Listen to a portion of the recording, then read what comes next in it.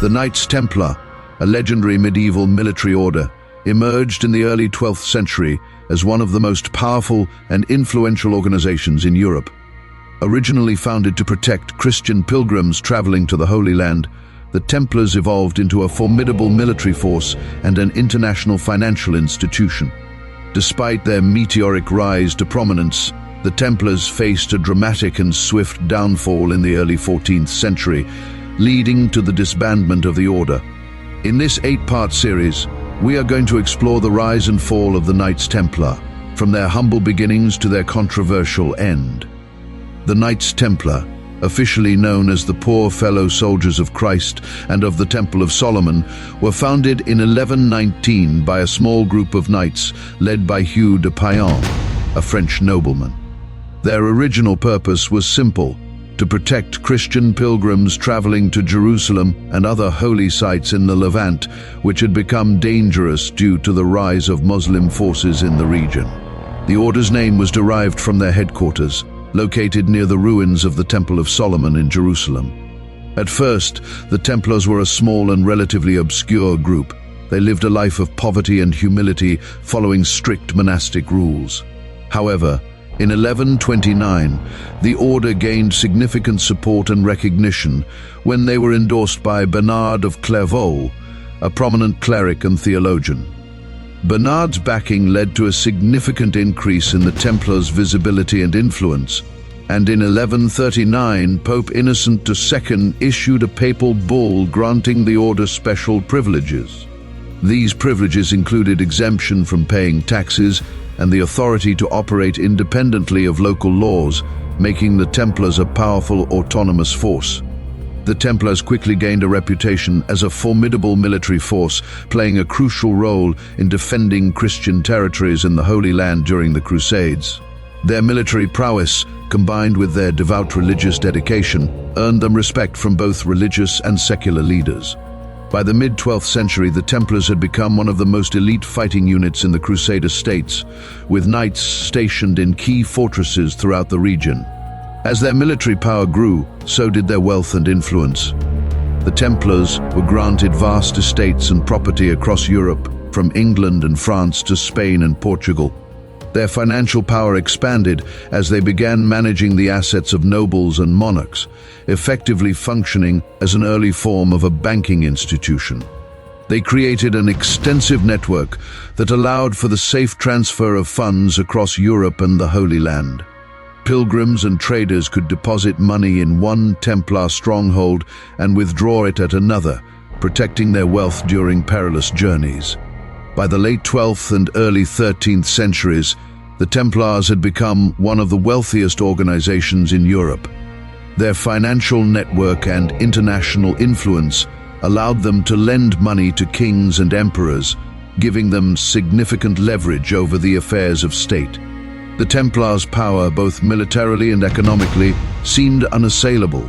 However, the seeds of their downfall were already being sown. The turning point for the Knights Templar came with the fall of the Crusader states in the late 13th century.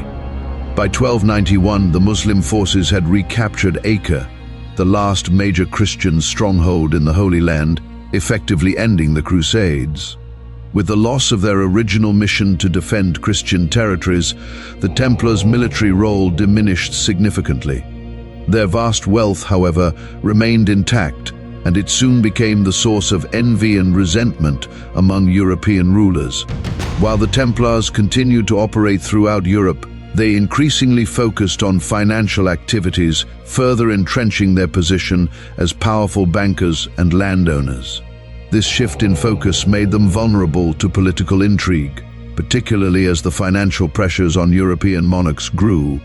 The Templars' growing wealth and influence became particularly problematic for King Philip IV of France. Philip was deeply indebted to the Templars, and he saw their wealth as a solution to his financial woes. Additionally, Philip was a ruthless and ambitious monarch who sought to consolidate power within his realm. The Templars, with their autonomous status and vast resources, posed a threat to his authority. On October 13, 1307, King Philip IV took decisive action.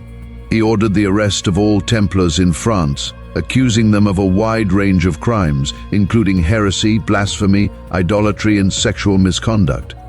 The arrests were swift and brutal, with many Templars tortured into confessing to the charges, although these confessions were regarded as highly questionable given the methods of how they were attained. The French king's move was highly calculated, designed to eliminate the Templars and seize their wealth. Philip's accusations were eventually brought before Pope Clement V, who was initially reluctant to take action against the Templars. However, under immense pressure from Philip, the Pope issued a series of papal bulls, effectively disbanding the order in 1312. Many Templars were imprisoned, tortured, and executed, with Jacques de Molay, the last Grand Master of the Templars, burned at the stake in 1314 after retracting his forced confession. Philip's motives were clear. He wanted the Templars' wealth and to eliminate a powerful organization that operated outside his control. However, much of the Templars' treasure, famously rumored to be hidden, was never found, adding a layer of mystery and legend to their downfall. Despite their violent end, the Knights Templar left a lasting legacy that continues to intrigue people today. The Order's wealth, military prowess, and mysterious downfall have been the subject of countless books, movies, and conspiracy theories. Some believe that the Templars hid a vast treasure of sacred religious artifacts, such as the Holy Grail, before their persecution. These stories, though historically dubious, have fueled speculation for centuries.